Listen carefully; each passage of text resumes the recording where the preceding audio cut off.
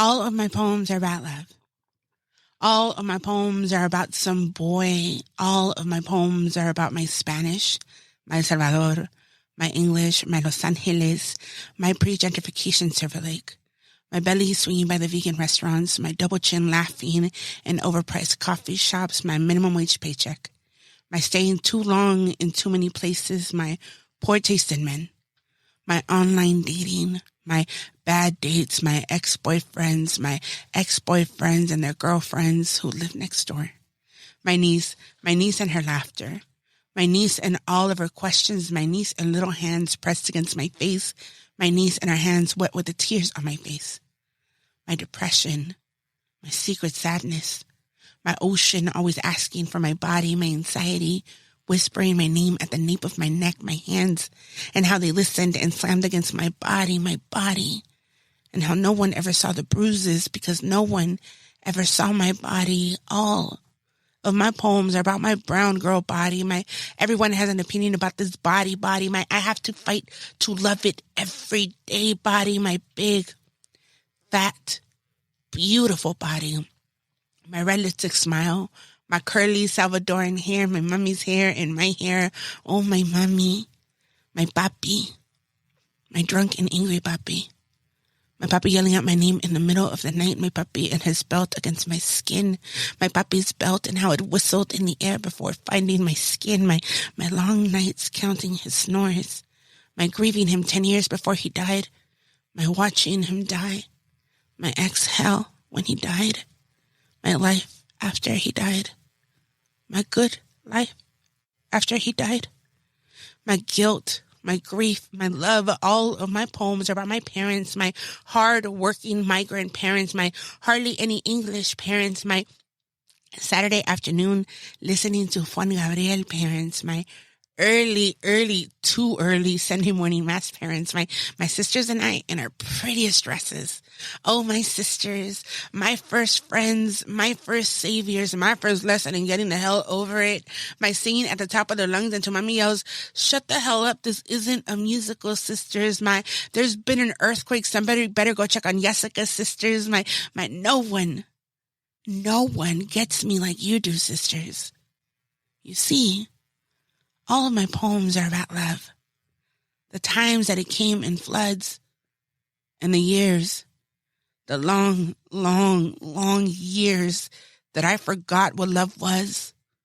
All of my poems are collection plates I fill and fill and fill and fill, and I've yet to come up empty, and I don't think I ever will. Thank God for my poems, for how they always find me, for my heart that believes them, and these hands that always receive them.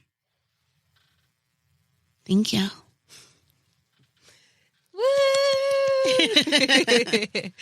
You do such an amazing job of putting people in that moment and just like visualizing what you're saying. Thank you. Can you go ahead and introduce yourself, please? Yes. Hi, my name is Yesika Salgado, and I am an LA-born Salvadoran poet that grew up in Silver Lake, and I write about my life, my family, my community, and my fat brown body. And so you've lived in Silver Lake your whole life? Yes. And you walked here? Yes. I power walked here, and I stopped to I pre-ordered a coffee from this coffee shop, and I walked in and I was like, I'm here for Yesika. And then they made the coffee while I'm there. Oh my God, that's so annoying. What's the point? I power walked here to get the coffee so that I could be ready to go. Yeah. They made it. Okay. It's fine. My favorite coffee, Café Tropical, which is my favorite coffee shop, is going to open up again. I saw you posted about that. Yes.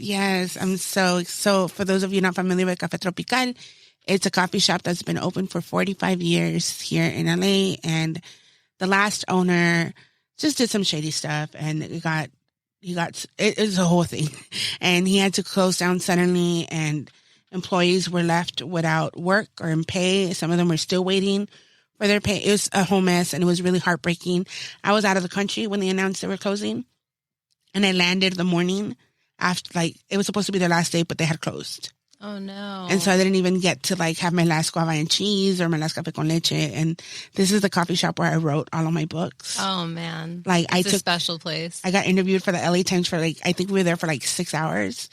And Vera, shout out to Vera, but yeah, like it's a place that's like as much as my home as my physical house, you know, and Yeah. and so it's been bought by folks that used to frequent, because in the back of the cafe there's a community room where they would host AA meetings and like support meetings. And so these two men that were already familiar with the cafe that were part of that community bought it, and they're reopening it. And so although it's not going to be owned by people of color anymore, I feel that it's people that knew the spirit and that honor it, and like will continue fostering that community. So I think that's what matters. So I'll take what I can get. Yeah. That's so cool.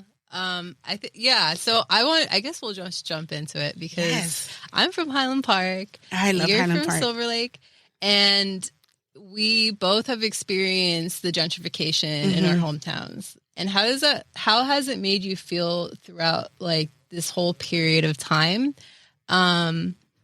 Because for me personally, it's been like a roller coaster in some way. A lot of different feelings that I feel frustrated by, like, and then there's like parts where I'm like, okay, this is cool, this feels safer, but it's also just like, and then I'm like feeling guilty. How do you feel about everything? Yeah, first, I have family in Highland Park, and so I'm very familiar. I have my cousin and his family. They live by Franklin High School. So, like, I've seen, just from going back over there and, like, hanging out with them for, like, the last 15 years, I've seen how much it's changed. Yeah, a lot. But here in Silver Lake is it's the most gentrified neighborhood in LA. I mean, like, at this point, I don't even know if I could still say it's gentrified. I think it's just completely... This is what it is now. It's just... It's become like an extension of West Hollywood, it feels, you know? Yeah. And that's enraging for me. The fact that my neighborhood has... When I grew up, it was predominantly Latina, Filipina, and if you weren't either or, it was just queer couples that were looking for, like, the family environment. And so it was just a lot of like hardworking folks. So that meant that it was a lot of kids that were just raising each other, and we would all be running around, and it's like you could hear like chente and cumbias and like all this stuff playing from homes, and familiar smells of food. And you knew all your neighbors, especially like on my block where I live in that area. I was conceived in Boyle Heights. Okay. I recently found out. That's where my parents lived when they met, and they made me. But then they moved to Silver Lake right before I was born. And so I've been here my whole life, and I'm 40. So I've been here 40 years. Almost 40. Wait, I was like, what? You're 40 years old? Yes. You do not look 40. I've been given good genes. You have good genes, yeah. And I'm a late bloomer, too. And so I feel like even my maturity is like a decade behind. So in my heart, I'm 29 years old. But I'm your energy is really youthful. Yeah, and I thank you, and I hope to remain that way. In my family, all the men are very youthful, and the women, unfortunately, life, you know, makes us be the certain way. And I'm just like, if men can be goofy, silly, and they're 60, why can't like we too? So yeah. But I've been here almost 40 years, and just seeing everything, like even in this building that we're in right now, we're in Silver Lake right now, and this place has like been home to so many different things. The last iteration of it I knew was a yoga studio. Really? Okay. Yeah, and it was like white people yogaing, like it's always that. When you're like, that's not for us, and that's what I grew up with. Gentrification started happening maybe like around my high school year, and then it got like more aggressive when I got older. But us like POC kids in the neighborhood, we kind of, it wasn't spoken, but we kind of understood that there were certain spaces that weren't for us. Right. Because they were like very white spaces, you know, and this isn't to like say that like, I'll leave it there.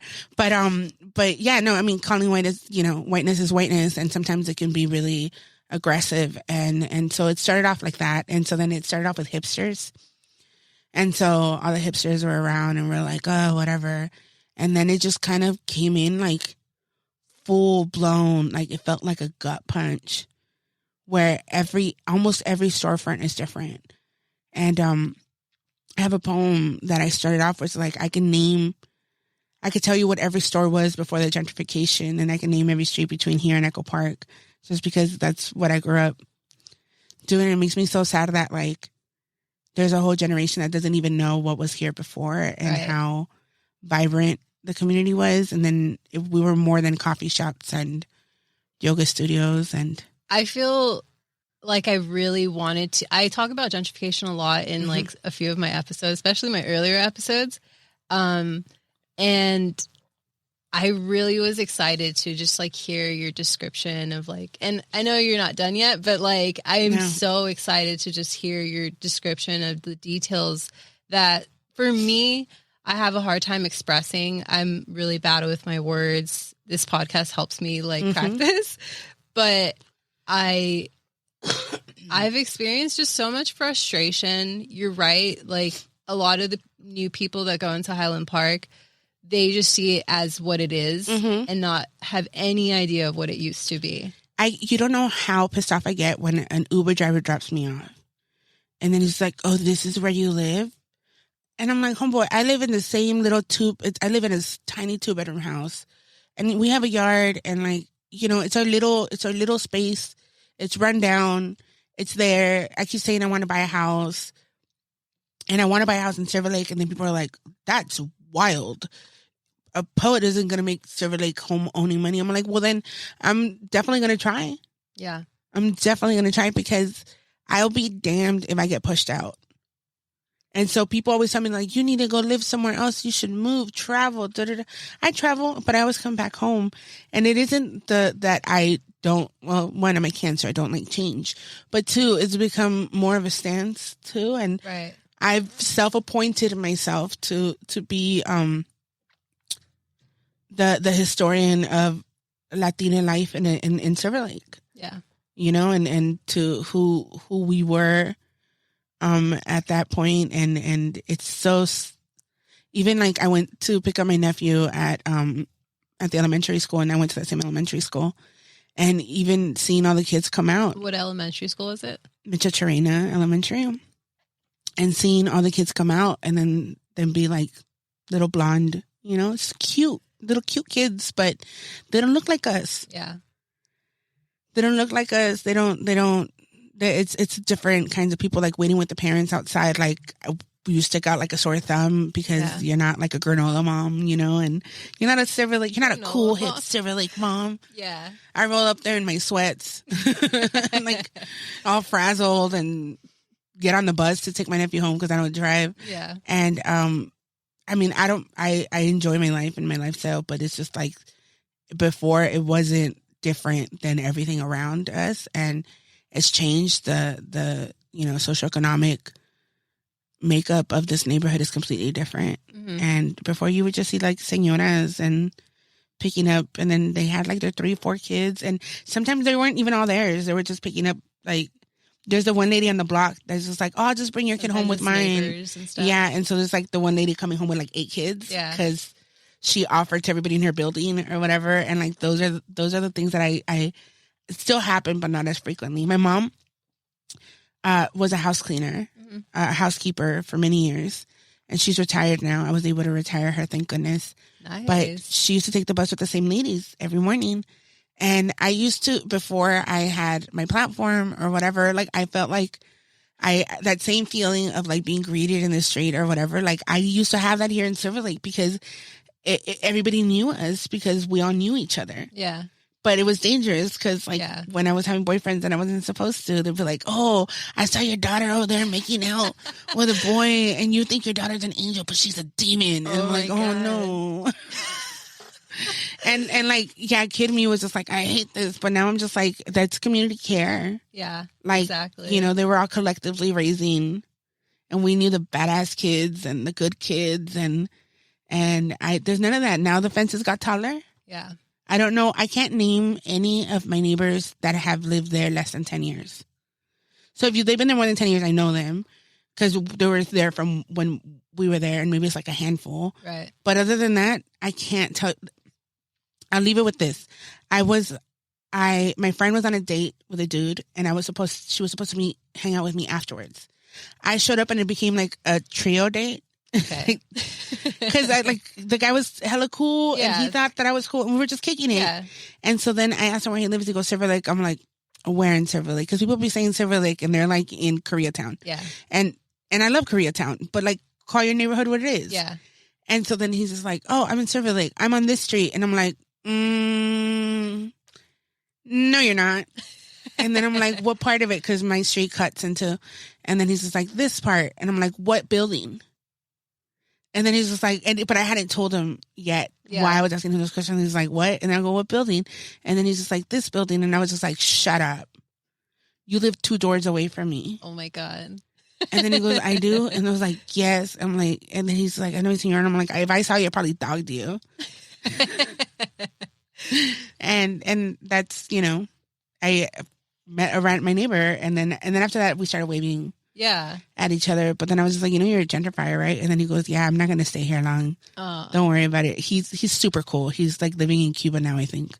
It's nice when the people that do gentrify are part of the gentrification. It's nice when they're aware that they're gentrifiers, at the very least, right? Because people of color could also be gentrifiers. Yeah. And I think that's that's my thing too. Like, if I were to go buy a home somewhere else, I would have to be very intentional about it, because I wouldn't want to help to the gentrification of somewhere else. I agree. So I'm like, my best call is just to buy a house in Silver Lake. I could go buy a house anywhere, and I'm just taking land back. Well, it wasn't, you know, it's indigenous land, but you know what I mean? Like, I'm still reclaiming what is my community. I feel the same exact way about Highland Park, and there's a part of me that when I moved, I had to move for just like finally getting out of my parents' house and like the mental type of space I just needed.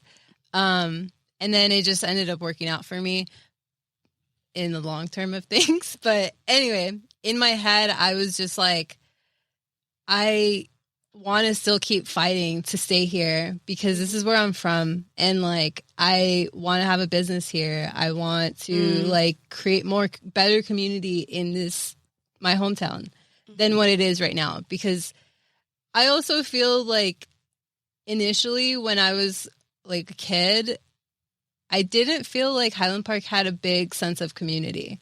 And I think that's what was like kind of easy, or how it was easy for it to get gentrified so fast. And I just feel like there was a lot of things that, you know, just like everyday people, we just weren't aware of the resources. We weren't aware of like what's available to us.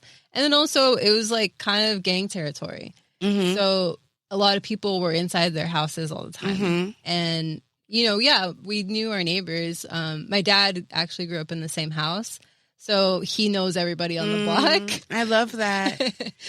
And my mom was actually his neighbor. So see, that was going to be my love story, and it didn't work. I tried dating all the boys on my block at some point.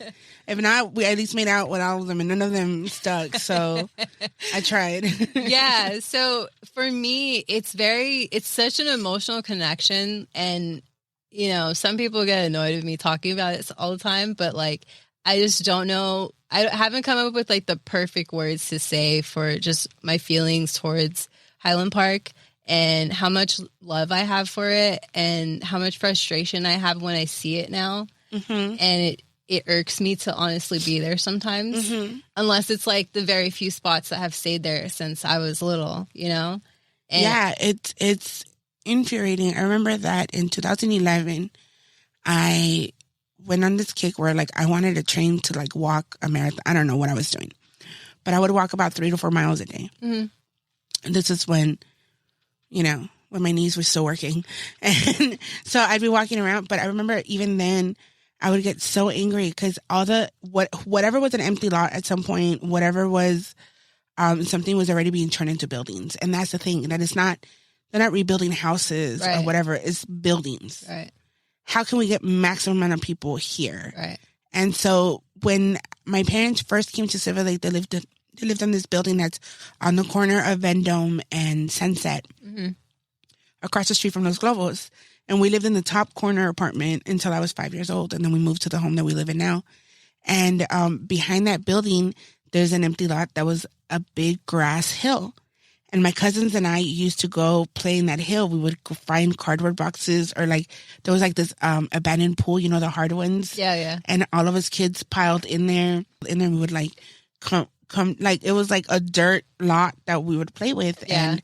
And then when I was walking one day, I saw that they started building there, and I cried. And I mean, like, realistically, that was eventually going to belong to somebody with an empty lot. Right. But it just feels like it's so aggressive all the time. And so, like, there's no care for what they're bringing to the community. I agree. On Silver Lake Boulevard, if you're taking it down by the 101, by the gas station down in that way, there's like been 2 buildings that popped up. There's a Target there now. And like, it's a small, like a city Target, smaller one, but it's a Target there now. And like, sure, like initially it's just like, oh my God, we have a Target walking distance. But I'm like, no, but what about the liquor store across the street? What's going to happen to the liquor store? Does the Target have a Starbucks? Because then what's going to happen to the donut shop? What's going to happen to the little Mexican spot right there if there's like X, Y, Yeah. These kinds of things. And now there's all these people. Do the buildings have parking? Because we already don't have parking. Yeah. And it's these questions like the empty lot next to Los Globos, that was their parking for years. Now it's a high rise. They're going to build apartments there too. Luxury. And it's all luxury apartments. And I'm like, go be luxurious somewhere else. Like, like we need other things other than buildings and more people. And then now we can't even move. Right. It's a mess right now. It's a hot mess. Like Northeast LA is like right now. It's just, I hate the word hot because I hear a lot of real estate people say that, and they say hot as in this is the neighborhood that's hot right now. Yes. As if it's like a place to hit up or like a place to just like, I don't know. No, I completely agree with you. Like the it being so trendy and desirable. And it's funny because we're right off of Sunset right now. And in Silver Lake, Sunset divided the desired Silver Lake and the undesired Silver Lake. Because if you go south of Sunset, would it be south? Yeah, south of Sunset, you're closer to the 101 and wealthy people don't want to live by the freeway. Right.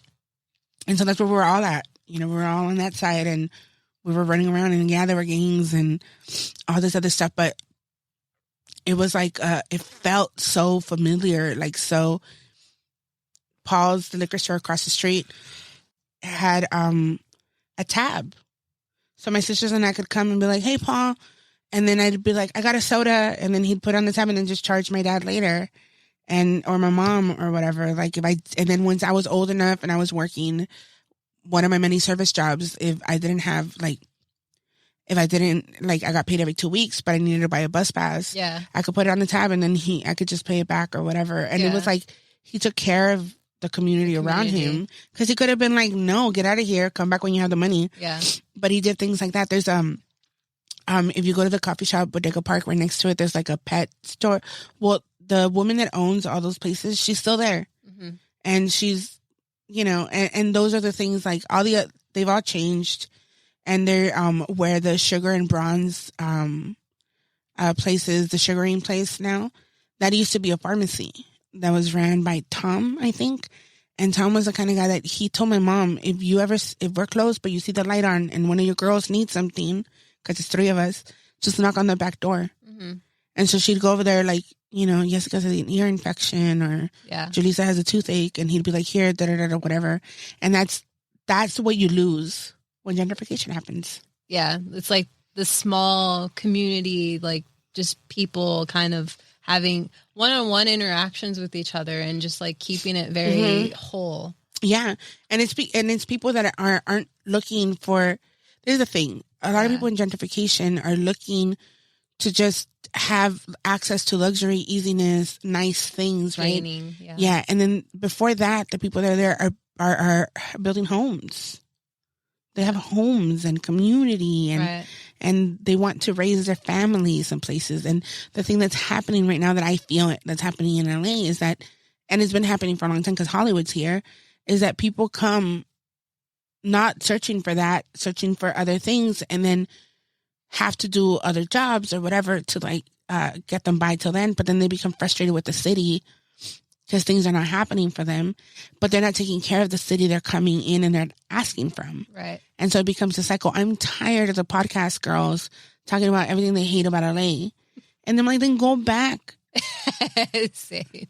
I feel the same way. I feel like there's a lot of transplants, and there's just, I don't know. I want to say transplants, but there's also people from LA that have this mentality too, that they just come into these gentrified neighborhoods to take and not give back. Absolutely. And it's just to take, to gain, to say, cool, I live in Silver Lake. I'm this close to Hollywood. I work this type of job from home. I go to my like gentrified coffee shop and yoga studio. Like, this is my lifestyle, and taking pictures of that. And aesthetically, that looks cool. And you just kind of keep taking from it, and you're not giving back to the community, and you're not, you know, even caring what the community is like anyway. Absolutely. Yeah.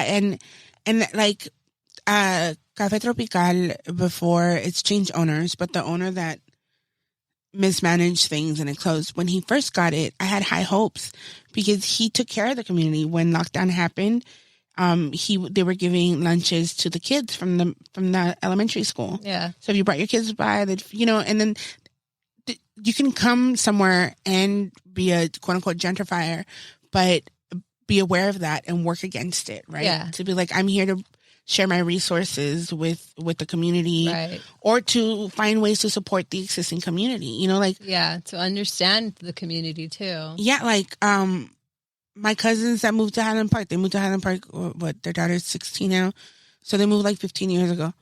And, but they went in from like this neighborhood, like Latina, knowing that. So they go to shop at the little, like, señora, like to go get pan dulce, you know, and to go whatever. You talk to the neighbors, you build with them, you all help each other clean the block. You know, you do things like that. But it's just, my sister was telling me about the stuff that goes on her next door in Silver Lake. And I'm like, I'm going to fight everybody. I'm going to fight them all, because it's just a bunch of like people that are worried about property values and, you know, their investments. And that's what it is. They look at property and homes as investments. Yeah. And many of us are just trying to live somewhere comfortable. Or where we grew up. Or just where we grew up. We want to stay near, like, especially because so many of us come from migrant families. And so my parents have left everything. Yeah. And so, like, this is what they have. This is what my mom knows. Like, when I'm doing my research about home buying, I have to find a home that's somewhere where my mom could get around on the bus, or that's familiar to her, to the store she likes, so that I'm not like isolating her from community. Right. My tío, her brother, bought a home in Riverside, and he tells her, like, come live with me and like leave the girls to figure out, you know, one of my sisters is married, the other one has a boyfriend, and me, right? And they're like, let them figure it out, whatever. And that's fine. Yeah. But I tell her, Mom, if he lived somewhere where you could get around on your own, I'd be all for it. But like, there's nothing in Riverside. Yeah, there's really nothing. And then I'm never going to see you. Yeah. Because if you go to Riverside, you might as well go to like Wyoming. Because when you're like, I'm going to go to Riverside. Yeah.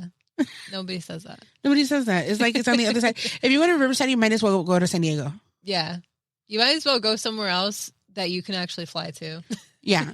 So, I mean, no, if you're listening or watching from Riverside, my bad. Shout out to Riverside. Educate me on the joys of wherever you live. I'm sure there's some good things. There's probably less traffic, obviously. Yeah, there's a lot of parking. There's big homes. Yeah, I love LA. I love where I'm from. When I was younger, I thought about like leaving it because I was fucking sick of the traffic and all the bullshit. And then I was like, no, and then every time I've gone somewhere out of state or out of the country, I just like, I hover on the plane coming to LAX, and it's just like a feeling like there's nowhere else like home. It feels like this is my shitty city, you know? When I see the smog, when I see the smog and our skyline, and, you know, and the lines of traffic, the tail lights, you know, all in the traffic, I'm like, this is home. But I remember I was coming back as a poet, I've been really fortunate of like getting to travel a lot for work. And when in 2017, 18, 19, I released books, I was touring, promoting them and all that. So I was heavily like always gone. And in 2009, at the top of 2019, I went to do, I was invited along with 7 other poets to go take a residency in this hotel. And upstate New York. It was great. It was lovely. It was really fancy. We had a personal chef. It was fantastic. It snowed the whole time, and I hated it because the hotel is like an older estate, so it's like cabin, like home, like that kind of stuff. Yeah, it was a lot. It's Troutbeck, New York. If anybody ever wants to check it out. But anyway, so when I was coming back, the plane couldn't land because there was too much traffic. Air traffic or whatever. So I had to circle around downtown LA for a while, and I started writing a poem, and I was all crying in my seat, and people probably thought that I don't know, that I was I'm leaving my home in New York or something. I don't know. But I was going through it, writing a poem, and it's my poem Casamiento. It's my love letter to LA, and I wrote it. Yeah. And I call my readers my mingos, and it's one of the most loved poems that I've written, but I think it's because the love is palpable. It starts about I'm talking about LA like a lover. Yeah. And I purposely mention only communities of people of color. Yeah.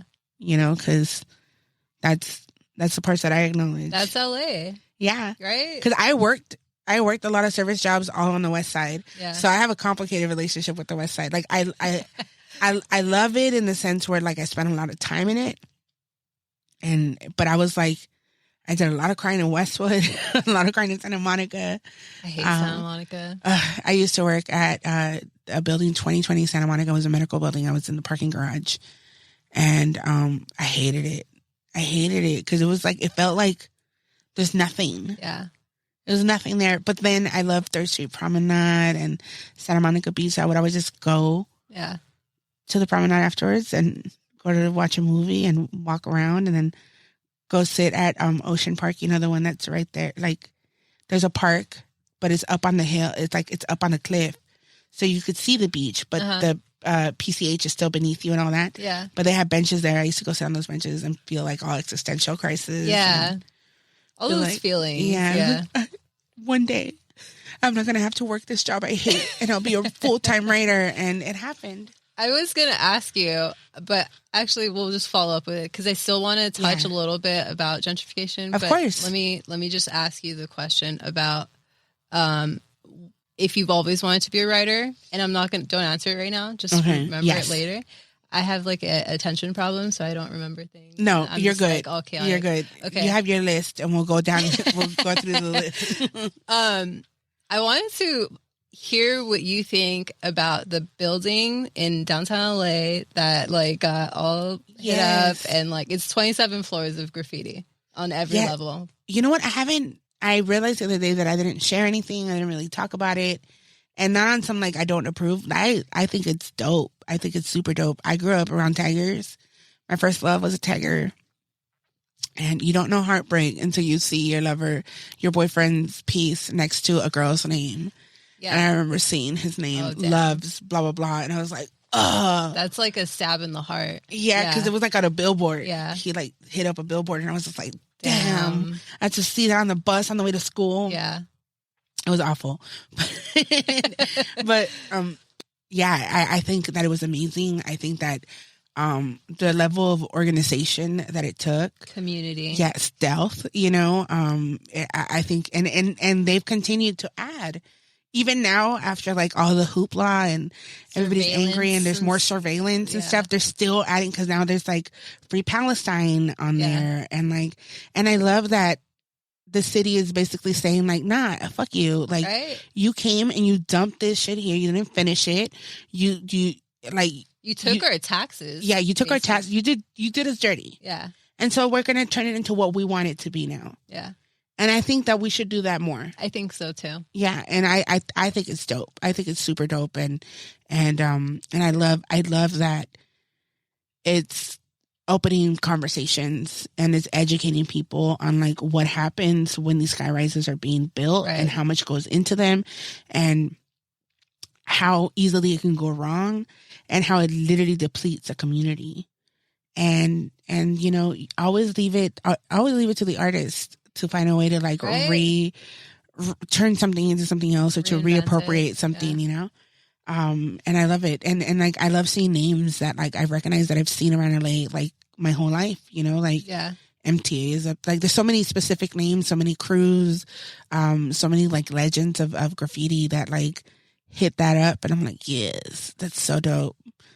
I really love it. I think it's a sign of symbolism, and I think it's what LA stands for. Yes. Right? Like that's LA. Not all the fake muralists, all the fake like gentrified graffiti on like some of these buildings like that look very nice and polished. It's not that. That's not LA. No. LA is what went down on those 27 floors. Absolutely. Like, and then you do have the graffiti artists that become muralists, right? That are like super dope. But they're not looked at as like genuine artists or whatever. Like you have Sand One. I don't know if you're familiar with her, Sand Oneer. She does murals. They were more frequent. I don't see them as much now, but she does the murals of the girls with the big eyelashes. Oh yeah. And sometimes it's like a little bear or like a little thing with the girl. That was Sand One. Like, and that's street art. Yeah. And she started off where she would go up to people and be like, I could do your signage. Like, I have this skill set. Yeah. I'm a tagger, but I could do your signage. And just that. And she's built like a whole empire for herself, right? Like I was just looking at her Instagram yesterday, and like she's selling sparkling wine now outside of like has stores carrying her stuff. And then I'm like, she turned her graffiti into her street art into something like bigger. And then there's people that just that continue doing the graffiti art, and they're legends in that. And I find that to be amazing, and I don't think it ever ruins anything. Right. I like it because I think it's a sign that the gentrification hasn't completely happened. They, at the Sugar and Bronze here in Silver Lake, don't come after me and tell me that I condone people. Also, don't come after me. I'm not shitting on the people that do like sick murals, but it's like my comparison. No, because there's white people that will come and be like, I can do this. And then they do that. Or people that were never in the street, like never carried backpacks full of aerosol cans, never got a ticket for like hitting up something. Like and then they just like, do other art. And you can tell too. You can tell the difference. And then you're just staring and you're like, what am I looking at? This is so like empty. What makes graffiti beautiful is the grit of it. It's the grit and it's the risk of it, right? Yeah. Like in the graffiti community, or just in general, have you ever been on a freeway and been like, how do they get there? Yeah. All the time, my whole life. Like, how do they get there? Yeah. How do they hit up right there? Like, how do they have so much time to do such intricate artwork? And that's the dopest shit you'll ever see. Yeah. Like, there's this one billboard when you're on the 101 getting to the 110, and it changes all the time. It's like nobody ever puts any ads up on there, but the graffiti art changes all the time. Yeah. And I think that is the dopest thing. It's like a constant conversation that the city is having with itself. Mm-hmm. You know, and like I'm saying, like I was telling you that there's that mural right here that the sugaring place put up, and it's at Silver Lake. And then in each letter is like a little piece of Silver Lake, like the dog park, the inteligencia, whatever. My opinions are those things. But it was like, I'm like, whatever. Like, it is Silver Lake. I'll leave it alone. Because the mural before that, Floyd's Barbershop had been there. Uh-huh. And they always do a black and white mural wherever they're at, like a hipster mural. And so that one was like Silver Lake artist, but it was all white men. Oh. And I've always hated that mural. Like, I'm sure the artist is like a lovely person. I don't know you. But, but like on principle, I was just like, it just was like another blow of the gentrification. Yeah. Where it's just like the only people that came out of here were like these white, stringy haired motherfuckers, you know? So then the Silver Lake mural that's up there now, the other one never got tagged on, and this one got tagged on. Yeah. And at first I was just like, oh, they ruined the mural. And I'm like, no, they didn't. The city just talked back. Yeah. This is what the city is. Yeah. Yeah. Like I said, just following up with that, I feel like there's just so much meaning, and I hope somebody creates more art out of what was created. And I feel like it just symbolizes something, those floors. Absolutely. And then the folks that will come and be like, but what about the property damage or whatever? No, if you're one of those people and you're thinking that while you're hearing us talk, I'm going to ask you, like, where does it stop being about inanimate objects, and where do like the human conversations begin? Yeah. And like, walls are meant to have stuff on them. So don't have a bare wall if you don't want anything on there. That's true. It's boring. And that's not LA. LA is not boring. No, it's not. So we need things on our walls. Yes. LA is vibrant and moving, and it's like this creature that's constantly like just eating itself, but also like feeding you. It's like, I don't know. I watched the movie Problemista yesterday. And if you haven't, when it comes out, watch it. It's going to come out at the end of the month. But it was like, it was a really, like, it had a lot of magical realism. So I'm just thinking of the monsters. And like, I'm just thinking of that movie. Wait, so this movie's not out yet? It's not out yet. So I went to a screening of it. Oh, okay. And it's called Problemista. That's a flex. And, and it was written by Julio Torres, who is a comedian. He used to write for Saturday Night Live. Okay. And he wrote, directed, and starred in it. And he's Salvadoran. Nice. Shout out. So yeah, shout out. Julio Torres, we have to be friends because you're brilliant. Thank you. Okay, so let's go back a little bit to that question that what did you always want to be a writer? Like when you were younger? Yes, always. It was when I learned what words were. I mean, like the groundwork was always to be a writer, but then you psych yourself out and you tell yourself you can't. So then other dreams, quote unquote dreams came, but they're all part of the same thing. I always said I wanted to be a writer. My father wanted me to be a teacher. So for a while I was saying I wanted to be a teacher. It's the same thing. Yeah. As a poet, I'm constantly educating folks and, doing, being a teaching artist and things like that.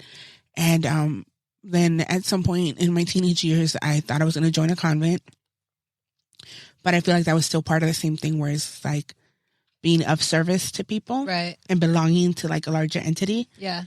And, and I started writing in the first grade when I learned how to write. And it's been that ever since. And I can always remember having a journal or having like scribbles somewhere, or dreaming of having a book on a shelf. I didn't dream for the career I have exactly right now because I didn't know it was possible. I didn't know spoken word existed, poetry, like performed poetry existed. So I always thought that I would just publish a book somewhere and then whatever, right? Yeah. But, I dropped out of high school a lot due to a lot of things. And I started, the plan was to get my GED, go to a 2-year, then go to a 4-year and get a degree or whatever. That didn't happen. I started working and things like that. But then I found spoken word and poetry open mics. And I was always like, I would find a way to be at the Poetry Lounge on Fairfax and Melrose every Tuesday. I would lie to my employers, tell them I was taking classes at school, or that blah, blah, blah, whatever. But I was always there. Like there was nothing that was more important to me than being around other poets and sharing my work, and then, a bunch of other stuff. And then here we are now. And then this is my work. Yeah. Damn. Were you always like into reading too? Oh, absolutely. Oh, yes. Okay. My dad, my mom and dad were very strict parents and very old fashioned, very, very prepper. And so my mother, what she gave us was church, right? Like church every Sunday, involved us in other things. And my dad, what he gave us was the library. And so he would take us to the library. When I was in the 3rd grade, he had a heart attack and was disabled for 2 years.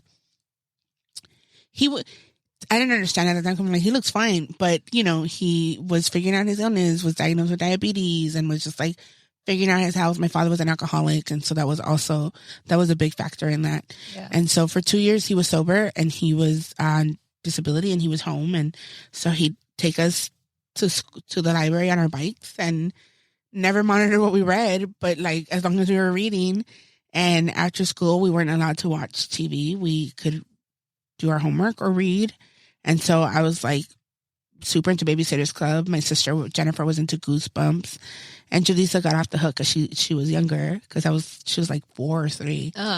But yeah, and I remember at a really young age I read I Know Why the Cage Bird Sings, and I felt very seen because being a fat girl, I felt very ugly and unlovable. And Maya Angelou writes about that a lot. And I think that was one of the first glimpses that I got at feeling connected to someone through words.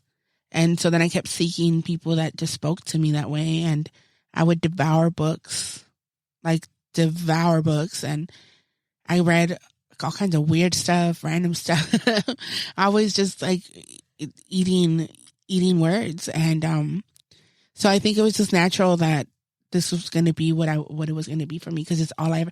In school, they would give me a textbook and I would read the whole textbook. Like the English literature, like you know how it has short story excerpts of like other stuff. I would read through all of it, but didn't do none of the homework. Because I was just like, I read it, I get it. Yeah. Like, did you do well on tests and stuff?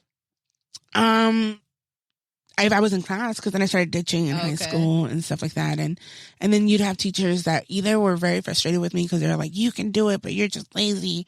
Or what's wrong with you? Like, how can I help you? How can I figure it out? But I didn't even know what it was. Turns out, when I was 17, I got diagnosed with bipolar disorder too.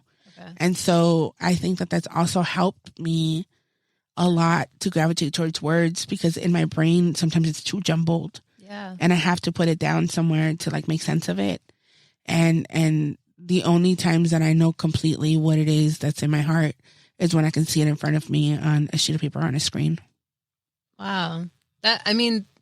So wait, I'm sorry again. What age did you get diagnosed? I must have been 16 or 17. Okay. Yeah. And when you got diagnosed, was that like, how did you process all of it? Did everything make sense all of a sudden? Or nobody processed anything. So at a young age in middle school, I started doing, counseling and therapy at school, because I had spoken about my dad being an alcoholic and sometimes being aggressive or and that at home. And when he was sober and he started drinking again, I blamed myself for it. And it was just a really like dark, complicated thing that my 12-year-old self was trying to like figure out. Yeah. And in that, a teacher saw that and understood that and put me in what they called the Impact, which is like group therapy for daughters of addicts. And then from then on, the school district gave me a therapist, and I was with my therapist through high school. And she suspected that I had bipolar disorder too. At the time, it was called manic depression. Mm-hmm. And she referred me to a psychiatrist. And I remember my dad taking me somewhere in Echo Park and me talking to a man. And then afterwards, there was another meeting with my parents and my therapist. And they're like, she has bipolar disorder too. And we should look for a permanent psychotherapist and get you try out medicines and whatever. And my parents were like, no, thank you. We're going to pray on it. And God will take care of it. And then I was just like, I don't know. I'm weird. Like, it's just who I am. And I went about life like that. And then I got older and you find out about stuff. And I think I didn't circle back and really own my my diagnosis until maybe like in my early 30s. Okay. When I was just like, oh, okay, this is why I have this reaction to things. This is where that severe anxiety comes from. Oh, this is paranoia. Like, these are all symptoms of this. And then in 2011, 12, somewhere around there, I took myself back to therapy as an adult. And that's when we started talking about those things. I still wasn't medicated. At the time, I was just like, I've done it this whole time like this, like, whatever. And I'm even now, I got put on something and I'm like, oh, this is what it's like to not have 5 thoughts going on at the same time. Yeah. And so, but because I'm so calm, people don't think that that's something that I'm actually like dealing with all the time. But my anxiety gets, especially at night, and insomnia and all that, bipolar disorder too. But it's where my poems come from. Yeah. Because when I go into episodes, hypomanic episodes, I'll be like, I'm brilliant. And I'm like, all the confidence. Yes. And like, because my brain is just like flying through space. Like, it's just all of a sudden everything's open, everything's clear. And, but then you crash really hard. And so it's figuring out, like, how can I allow myself to still be myself, but in a way that's not destructive? Right. Because then I crash hard and I crash for a week. Yeah. months Okay. or whatever, and it's just a balance of everything. But that was a really long answer to like, yes, I've always wanted to be a writer. Well, I was asking a little more just because my boyfriend actually has bipolar disorder too. Okay. And so when he hears from people that have similar experiences, it makes him feel good. It's really it's a really difficult diagnosis to have because it's villainized so much, right? And then I think that when people speak about it too, I think there's a lot of erasure of people that have bipolar disorder too. So there's bipolar disorder and there's bipolar disorder 2. And the difference is that folks with bipolar 2 don't have manic episodes. Right. So the episodes where you see that could get violent or could get you could become harmful to yourself or become severely erratic, it doesn't normally happen. It can happen, but it doesn't normally happen. What we do is we wrap into hypomanic, which is kind of, it sounds really great when I describe it to people, but it isn't, because the way that I describe it is like, if when you're on a bike and you're going downhill and it's really fast, everything is shaking. Yeah. And one pebble in the road can make you fall and fly and fuck it all up. That's how I feel. I feel the panic. I name it panic for not the sake of anything, but I feel like the tide rising. Yeah. And I feel going into that. And then sometimes it's just I know that I'm talking a lot and I can't shut up. I know that I'm taking up a lot of space. I can't have conversations with people because it's just constant need to just release all of that's in me. And then that's why when I channel it into writing, I will write 5-6 poems in one night and then just stay up till 5 a.m. But then I crash so bad. And it's it doesn't allow me sometimes to have regular relationships or regular life, because how do you explain, I've gotten better at telling people hey, I'm having a hypomanic episode right now and I don't think I'm the best person to have a vulnerable moment with or to do this or do that. Yeah. But it's taken a lot of self-awareness, and it's taken me being almost 40 to figure out when it's coming, what triggers it. Yeah. But when I explain to people, they're like, that sounds like it's so much fun. I'm like, not at the toll of my own physical health, Right. And from, just my partner, when I see him experiencing it, he's also very he seems very collected and just calm and but everyone only sees that on the outside. Yeah. And when we're home, I know he's going through some shit. I know he'll tell me too. And it's just all I could do is listen and try to understand and not make him feel like he's, this freak, right? Yeah. Because I feel like a lot of people they make bipolar people seem as if they're just I don't even know, just something to look at as they're a show or something. Absolutely. I remember that I would be so worried about telling my partners that I had bipolar disorder, because then I'm they're going to think I'm crazy, and men already call women crazy. Yes. Right. So I'm going to give them I'm giving them permission to be like, this bitch is crazy. But, I was involved with somebody on and off for 10 years.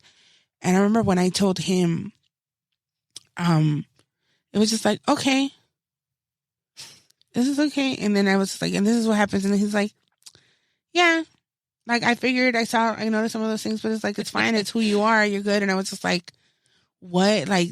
It's that easy. It's that chill, Yeah. and I was fortunate. I didn't know that he had a bunch of stuff going on, but, undiagnosed stuff going on. But that's what people was this is nothing compared to what's going on in my brain, but, it's really taboo, and it's kind of made fun of a lot in pop culture, right? A lot of people, it sucks because obviously everyone always talks about Kanye West, and he has bipolar disorder. I don't know which one he has, but I think he has bipolar disorder, not bipolar 2. Yeah. So he goes on his episodes, yes. and the whole world sees it, and then they think that that's all bipolar disorder is. No, because that is bipolar disorder, but it also is a bunch of his own personal stuff, trauma, and machismo, and amongst with many other things. I try not to publicly talk about Kanye a lot. Not in some like, I like, there's some stuff that I'm like, I can't get behind that, like his anti-Semitism and all that. Like, that's wild. But I also like feel some kind of compassion towards him because it's so hard for men to have conversations about mental health and to accept the help and to be in that and to just be allowed to not be okay. Right. And I feel like a lot of that plays a part into who he's become now. Right. And who he will be. I think that people treated him like he was something to be handled. Right. And so that's made him now be like all like a loose cannon because it's just like no one's going to handle me. He's frustrated. And and then, you know, you've had that happen with other celebrities like with Britney Spears, and she doesn't have bipolar as far as I know, but those are people that would put, like, we've seen how that can happen, and I think he saw his life headed in that way, put on a conservatory and all that kind of stuff, and so like he wilds out. I don't know his thoughts and stuff, but I know a lot of people that are like in his circle, and sometimes I'm like, you got good people in your circle, and I don't know what's happening, but the consensus is that there's no controlling him. Right. And, you know, there are some parts of Kanye that I like do respect in the sense where the entertainment industry, I feel like it's completely shit and toxic. Yes. And I think there's a lot of sick people in that industry. Mm-hmm. And I feel like he's very upfront about it, and he's very like not trying to hold back on like the bullshit that goes on in there that's being normalized in the entertainment industry. Absolutely, especially as a black man. Like there's things that probably are unimaginable to you and I who are not black, what he's lived like. That's why I'm always cautious about like this is a genuine conversation that we're having, but sometimes it's a lot about like, do you support him? Yes or no? Right. And then I'm like, I mean, no, I don't support the nonsense that's going on, but I also like know that I am not a black man in America, and that plays a big role in what's happening or the things that led up for him happening, that like becoming the person that he is now, you know? Right. And Ye is a different person than Kanye was, and he's told us that he changed his name. Right. And I feel like we need to listen to people when they're telling us who they are and what they're doing. Right. And I think it's like, that's a lot of the pressure too. Imagine like feeling so removed from who you were before that you changed your name, but people still insisting that you're that like, person. We missed the old one, and you don't even know how to go back to yourself. This is a good transition because I don't want to talk about Kanye like the whole time. I actually want to talk about you. How do you feel, or have you ever felt that people put you in a box? Yes. Oh, yes. Even 2 days ago, it was interesting. I made a comment. There's a social media page, right? They're on Instagram and on Twitter and on TikTok. It's called LA in a Minute. Mm-hmm. And so it's a dude that will report on things about LA in a minute, reporting. And long story short, he was announcing that there's going to be a new area code in LA. Right. And it's going to be over the 323 and 213. And I joked. I was like, now we'll know who the transplants are. Because if you're coming here and you're getting a new LA number and it's that area code, you're not from here. I think it's like 718 or something, 76. I don't know what it is, something, but it's 7 something. And so that was a joke. Yeah. But because I have a verified page, whatever, it got a lot of likes, right? And people were laughing, but then people were getting butthurt. The transplants. They always get butthurt. You know, but then this one guy was just like, and it's just, if you're from LA, you know these jokes, and I don't understand people. Yeah. This one guy was just like, well, I went from being 313, 323 to 818. And I was just like, oh, that's because you're LA County, not LA City. And I put a winky face. And then, you know, the Valley. And it, me making fun of the Valley because we always do, like, the Valley's not in LA, whatever. So then all of that to say is this woman comes in and she's like, I'm so disappointed that a humble poet like you will be here being elitist about area codes or whatever. And I'm like, homegirl, it's a joke. Yeah. Also, humble where? Like, humility, like, we've used that word to tell people to, like, be in their place. Okay. Because the literal definition of someone being humble is not knowing your full worth. Not knowing your full worth or not being aware of your worth. Right. And I'm like, I'm not humble. You know your worth. I know, I'm not going to sit here and lie to myself and to everybody and pretend like I don't know who I am and and my value and what I bring to this world and who I am. So it's like, no, but also like, and I get that a lot as a poet. People think that I need to be, because also I'm so loving online. But I can also be really sassy. I love that side of you, by the way. I'm a multifaceted person, but some people come into knowing me through only one way. Yeah. And expect me to be that person all the time. But I love chaos. I stir the pot. I do things like that. But I'm also a lover girl, and I believe in love, and I'm a girl's girl, and I love my city, and I'm like just down for people, but I'm also no nonsense. And it's I can be all of that at once. And people, I think, often want me to be what they perceived me to be when they first met me. Right. Okay. That's a good answer for, do people put you in a box? Absolutely. Like, sometimes they meet me in a very loving, educational, like, wholesome way. And then when they see me on IG Live talking shit, they're like, what the fuck? And then I'm like, you could be both of those people. You could be all of those people. Yeah. That's just you. It happens. Like, all of us are not the same all the time. Also, people forget that this is my job. And when you're at work, you're not going to be behaving the same way when you're home. Yeah. You know, and so it switches for me a little bit every now and then. When do you feel like you gain that confidence of knowing who the hell you are? Like, when do you feel like that happened? Or do you know like what year, age that was? It wasn't until my 30s, I think, for me, when I really came into the Yesika that is who I am now. It's probably between 2016 and 18. And that's when I first saw you. Yeah. I was really, really coming into myself as a person then. Before 2016, I started doing a lot of growth on myself when I probably was like 29 years old, where I was just like realizing some things were not going to work long term and I needed to go back to therapy and all that.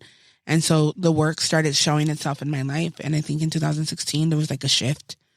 There was just a shift where I was just like, all right, I'm focused on my career.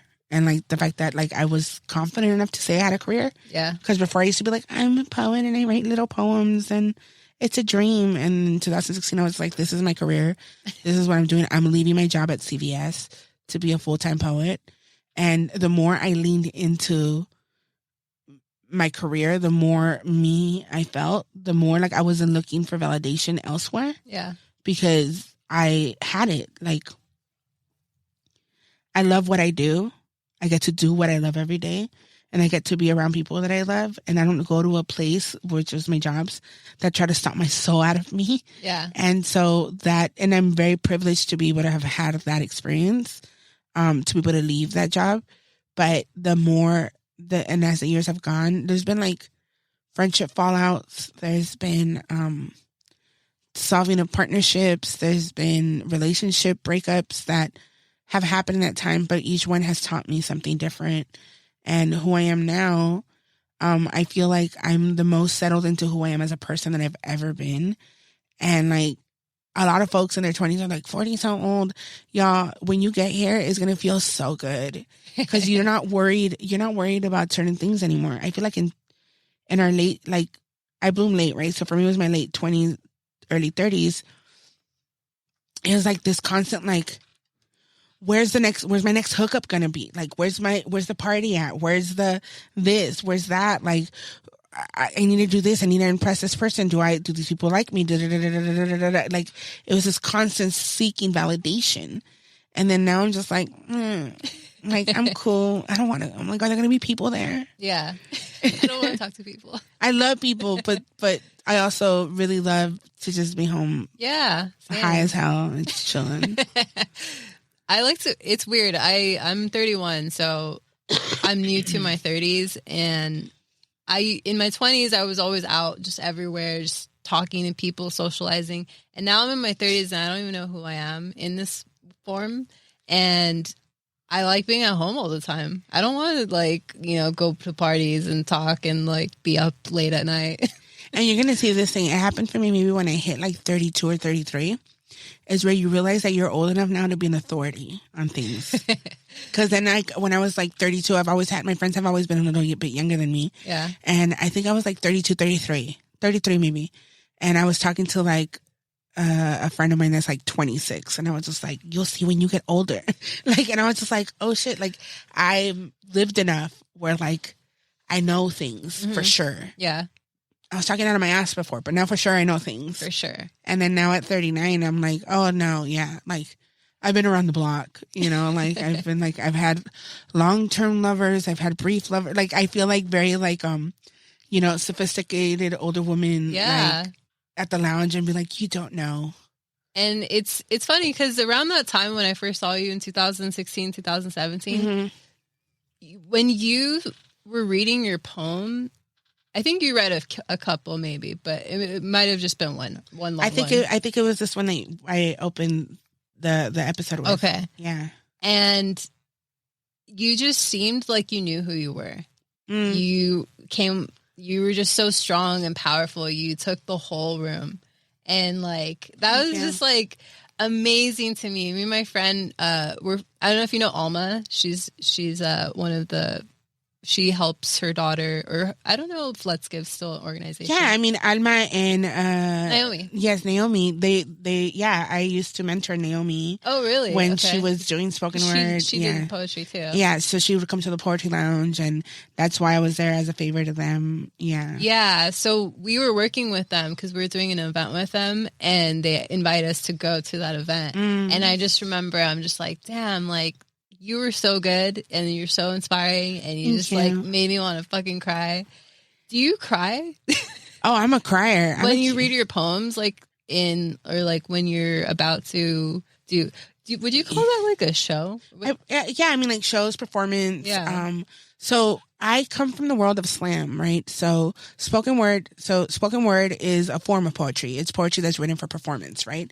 I write poetry and some of my poetry is spoken word and I perform it in front of people. And then there's a competition called slam, and that's where you do the spoken word.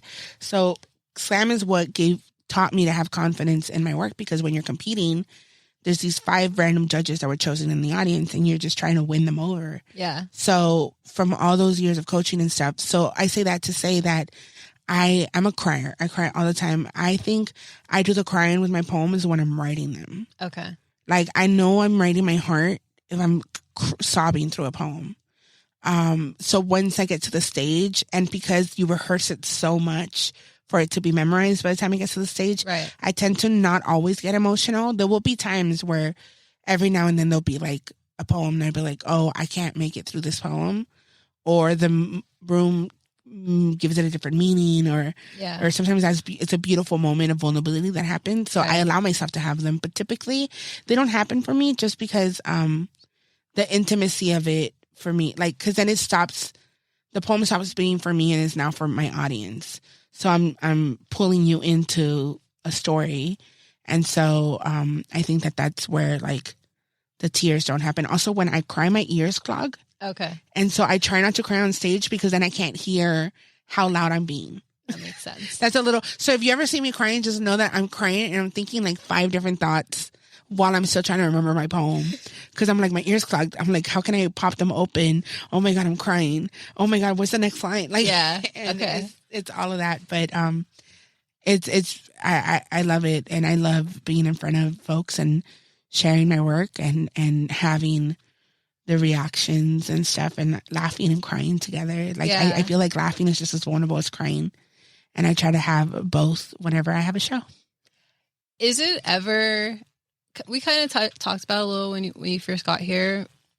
Is it ever hard for you to stay true to who you are? Or like, I know we were talking about how like sometimes you get excited about opportunities and then, you know, you have your manager, or sometimes you have to remind yourself to like, all right, this shouldn't be for me, maybe. Yeah. Or like, yeah. I mean, yes, it's the more of a public figure somebody becomes, the more your character is tested, right? And it's really important to have people around you that know you and know your heart. Yeah. And you know, like last year I got offered something, and I was just like, is it like, should I do it? Should I not? And I went back and forth, pros and cons, called different friends, talked to them about it, got opinion at my mentor, Shion Van Cleve, my other mentor, Javon Johnson, and they're poets, and just being like, what are your thoughts on it? I have people that are poets, people that are not, like Lala Romero from Beladoña. She's like my sister. So like, I'll be like, hey, this is happening. There's been times that I've left stuff on the table that were big offers. And here, an example was this line of this clothing line messaged me, and they're like really fancy and really like couture stuff, and they wanted me to do something with them. I forgot what it was. And my whole thing was just like checking their website, and they don't make anything bigger than a large. And so I came back and I said, I'm really appreciative of the offer, but I can't work with a brand that doesn't make plus sizes, because my brand is about that liberation, and I can't. And then at the time I had a friend that was kind of managing me, not like, she was just helping me with some stuff, and she was just like, Yesika, why did you do that? Like, you should have checked in with me. I would have told you to do it anyway, because this is like a really important da-da-da. And then I'm like, I love you, but no. And then like, that's when you have to know like who you are and what you want and what your purpose is, and make those choices. Like we were talking about podcasts, and for me, I'd rather, it's not about how large a podcast is or how many listeners they have, does my story align with your story of your podcast, with you? Like, is it mutual beneficial in the sense that like, at the end of the day, it's two people having a conversation. Right.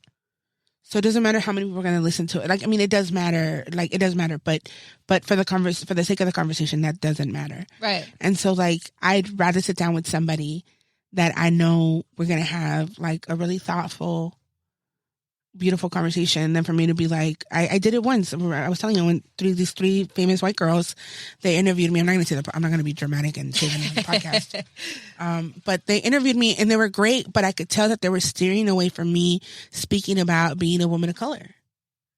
And I used to be a catfish when I was younger. That's a whole other podcast. But I've seen some videos of you explaining that. And so for this podcast, that's all they wanted to talk about. And that wasn't what I was there to promote my first book. Yeah. And that's, the book isn't about that, And so, and I could say, like, when I'd be like, well, as a larger size woman of color, and then like, they would like dance around all of that. And it was such a frustrating conversation that I chose to never be put in that again. So I've turned down stuff. I've turned down, like, when it's like three men that want to sit me down and interview me. Why? Why are there three of you? That's so funny. And it's true. It's funny. I've been interviewed a few women, entrepreneurs, just artists, creatives. And a lot of these women will tell me, I've done podcasts before, and I'm so glad that you're a woman doing a podcast, because there's so many men that are doing this, and they're very inconsiderate about how they're doing it. Oh, totally. And I got interviewed for this podcast. It was two men, and they're cool. They're whatever. But I could tell, like, 15 minutes into the conversation, I had flipped it. I was interviewing them because they had no idea. Like, one of them didn't even know who I was. Oh. And my thing is, like, I don't walk around and be like, oh, you gotta know who Yesika Salgado. Like, no. But if you have me as a guest, do a little research. Or have your intern figure it out. Or if you have an intern, like, have a one sheet in front of you. Yeah. And those are the things that I come across, and it's interesting because I'm not an influencer. I'm not a creator per se. I'm a writer. And so but I do operate like the way that a creator would, so it's like a complicated thing because there's like a lot more nuance to it. And then also there's a lot of, like, when you talk to a poet, you're going to talk about feelings and stuff like that. And I try to go around emotionally intelligent people. Right. And, men, please educate yourself on that so that we don't have to have these conversations. And right. I had someone else tell me that. They went to a podcast, and what happened was a couple of guys, and they didn't even really know who she was. they just looked at her following and it was like there was nothing there for her, you know, to really go off of. Yeah, you don't know how many times one time I was on a radio show, whatever, and they were having us on as a favor we were promoting that show. Okay. And so as a favor to her, because she used to work with them before. Yeah. And so I'm not going to give them any specifics so they can figure out who I'm talking about. But as a favor to her, we were there and I was there and I could tell they had no idea. They were like, whatever. But they asked me to open up with a poem. And then after that, I could see that they were like, what? You know, like, and I'm like, yeah, fool, like, do your research or have your intern, because it was a radio station, have your intern figure out who these people are so that I don't have to, like, perform, like, my beastie ass poem for you to be like, oh, she's somebody. Yeah. I'm like, that's rude, because even if I wasn't an artist, like, you still invited me to be in your chair. Right. Yeah. And so I've not that I don't work with men, but I've learned to be more selective and more intentional. Like, one of my best friends, Walter Thompson Hernandez, had a podcast called California Love, and it was more narrative, more storytelling. And there was an episode about party lines. Oh. And he's like, I want your story, because that's where I first started catfishing. Okay. He's like, I want your story to be a part of the episode. And so I was like, great. So he asked me some questions, and he's such a thoughtful person, like who he is, but he was raised by like women, you know, and so shout out to Walter, I love you.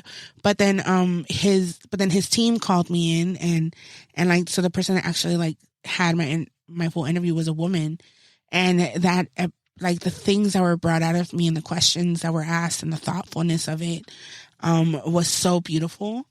So beautiful. And it's like, it's my favorite. And I'm not the only story in it, but my story was used to weave through the whole episode. Yeah. And it just showed me, and like good interviewers show you parts of yourself you didn't think of looking into deeper before. And so, yeah. And I like that you're stretching your muscles and you're learning that. I'm trying to figure it out. I related to what you're saying when you're like on stage and you're like thinking 5 things at once. That's me like right now as we're talking. But you've done a good thing, because you've navigated me away from things. You've pushed me into it's really easy for someone like me to just take over an interview. Okay. Which I like sometimes. I like I had one of my friends, he's a business owner. He owns Holy Grounds in, well, it's not really Alhambra, but Alhambra Avenue. And he just goes off. You ask him one question, he'll tell you about his whole life and then all the little like things that happen throughout that. And I'm just like, cool. I'm just chilling here and he's just talking, and I just have to like listen, you know? And I love listening to people. I love listening and hearing what they're saying and feeling what they're saying. And sometimes I don't want to talk all the time. But no, I mean, yeah, but I like that we're having a conversation. It's Me too. You know, it's funny that this podcast has become about podcasts, right? But I think it's an art form. And I remember you asked me when I walked in if I have ever done a podcast. And I've always said that I like to honor other forms of art that I don't frequent, because I hate people minimizing my art form. Right. You don't know how much I hate when I'm in an Uber and then the driver's like, what do you do? I'm like, oh, I'm a writer.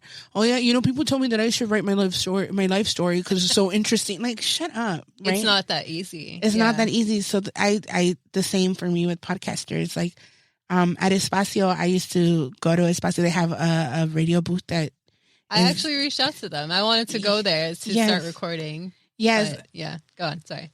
We can talk about it off camera. Nico and Myra are like, I love them so much.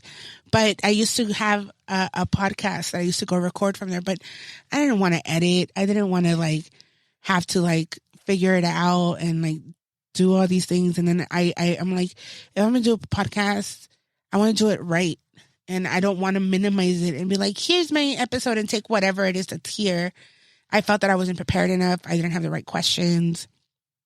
It was literally just me talking forever.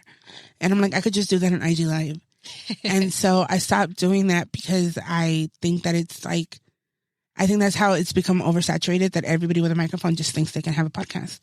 I agree. And it takes planning. It takes being intentional. It takes being organized, being present, and it's not just something that you're like, I'm going to have 1 million listeners because I told everybody my thoughts on what, like the latest Love is Blind episode, Yeah, which I wanted to talk about, but we're not going to talk about it. Like, we'll talk about it off. Yes. Oh my God. Love is Blind and Good season. The Challenge, MTV. I don't know if you've ever watched that. No. Those are 2 shows that if you ever want to just start a conversation with me, talk to me about The Challenge or talk to me about Love is Blind. Love it. I love it. Yeah. Those are the only reality TV things I watch. I did want to ask you, what does it feel like to be, okay, I'm not going to lie. I don't know a lot of poets. I don't know a lot of poetry. Mm-hmm. I have another friend who's a poet, and then I know you. So I don't really know a lot about poetry. Mm-hmm. What does it feel like to kind of mainstream or make poetry popular? And, just with your books and stuff, like, you're kind of a celebrity. I think I'm really well aware that I come from a big community of poets. So for me, it's not that like I'm the one that like I'm mainstream or whatever. It's like there's a bunch of us, right? Yeah. And it's fine if you don't know us, because then the one that you do meet gets to put you on to the others. And I feel that I'm grateful for the eyes on me, and I'm grateful for all that because I'm part of a big, beautiful community. So I could put you on to like hella people. Yeah. And like on my Instagram, I've been like, haven't been doing the regular stuff that I usually do just because like so much of my energy and my thoughts are on so many things happening around the world, in many different ways. And so, but usually like for like Black History Month, I highlight Black women writers, or another time, like whenever one of my friends has a book out, like I'll make sure to champion the book. If you'll know about a book if I loved it, because I never shut up about it. But I come from a community, the Poetry Lounge, which is on Fairfax and Melrose in LA. It happens every Tuesday at 9, like from 9 to like 11. That's where I came from. I came from sitting in an audience and listening to hella poets, from us giving each other feedback afterwards, from critiquing each other's poems, from being on teams together, going to compete in nationals, knowing other poets around the country because you meet them in nationals. Yeah. And so I come from hella people, and I know that my job is to be the bridge between all of my followers or my readers or who might call me mangoes and my community, to be like, if you don't love me, that's cool, because there's this person and there's that person, and there's poets that are bigger than me. Yeah. That like put people onto me, like Rudy Francisco. I always shout out Rudy. Rudy Francisco is like, he's been on the Tonight Show multiple times. He was on The Bachelorette. He was giving a writing workshop to like the contestants and stuff. And it's just cool. Like, that's so freaking cool. Yeah. So yeah, to have this platform is an honor. It's a privilege, and it's a responsibility that I really, really respect, and try to be very intentional with the people that I share. And even when I blurb books, the thing in the back, yeah, whatever, like I always offer myself to people that I believe in, that I support in, and it's because I have people do that for me, and so I have to like what is it, reach back, right, pull someone up, and I don't do that on some like kumbaya stuff. It's just like, it's intentional and it's deliberate, and it's a responsibility. Yeah. I feel like I would like to do this with this podcast, is like get people. It doesn't matter like the following, doesn't even matter if they have a following. I just want the people that I respect, that I think are inspiring, they're creative, or they have a good story. I like storytelling. Yeah. And I think that that's beautiful, that like your what you want is the story. It's not necessarily like all the other stuff around it. Because in LA and beyond, it's really easy if you don't know, if you don't have the eye. I think those of us that were raised here, we have the eye. But if you don't, you go buy into the hype a lot, right? Right. And you could be like, oh, this person is like so, like, they got all these followers and they're so well loved on the internet. And then you meet them and there's no personality. Right. there's nothing. And then weird. You're like, what is happening? Yeah. And then you're like, what is this? And it's like, you're like, what pod person is this? Right. But then sometimes you meet someone that like are just like a regular Joe that don't care about anything, and then they got their job and then whatever. But it's like one of the most brilliant conversations you'll ever have. And I think that's dope to highlight that. I think your storytelling is like incredible. Oh, thank you. You do, like, you have so much detail where you're actually in that moment when you're storytelling. Thank you. I mean, you know, I'm a talker. I've been telling Have you always stories. been a talker? I've always been a talker. Okay. It's like little, like, it's just, I had a lot of thoughts and a lot of feeling. I've had a lot of feelings, and I'm always just like, this is all the things I feel. And, I feel like at my church, I would go give my testimony. And I'm like, what testimony was I like, what was happening? But I just consider that all training to who I am now. And, I'm always down. Like, I'm always down for a good story. Yeah. Sometimes I've dated some men for too long for the story, where I'm just like, just for the story. Yeah. Where I'm just like, I could tell this is not going to end well, but it's a really good story. So we're just going to go down this road.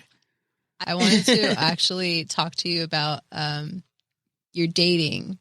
Yes. So you post I love your screenshots.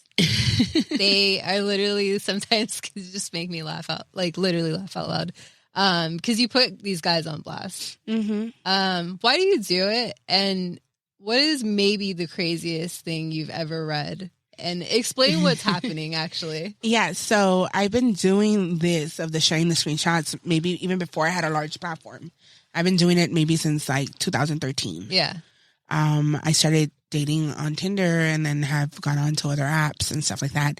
And then now I pretty much have an account on every app, on a lot of apps. I don't actively look for people to date. Sometimes I'll just match everybody just to see. Yeah. It's like a social experiment I'm conducting permanently. Okay. And it's what things men tell me unprovoked. And the pictures that I have up are the same pictures that you'll see on my Instagram. It's because I get asked that a lot. Like, what pictures do you have up? And it's just up there. So early on, I learned that as a fat woman of color on the internet, men will fetishize me. But because fatness is already like this, desiring a fat person is already so taboo that it's almost like they don't realize there's another person there. And so the things they say are like terrible. And I think I noticed this too because back when OkCupid was like popping, my sister had an account too, and before she was married, when she was single, and we would compare messages that the same guy sent us. And to her, it was just like, you're so cute, you're so smart, like talking about the music she said she liked or whatever. And for me, it was just like, can I put my balls on your forehead? You know? And it was just like, what?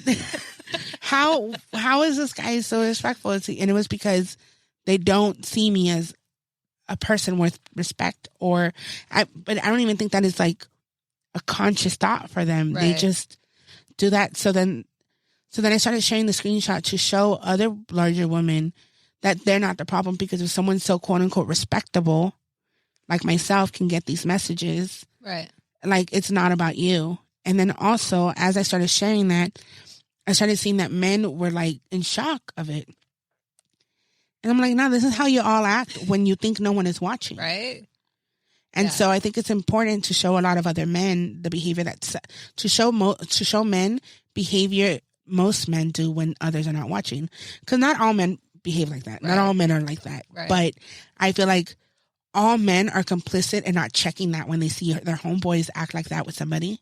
I agree. Or in conversation or whatever. So I feel that it's important to show how ridiculous it is and how we all are laughing at you.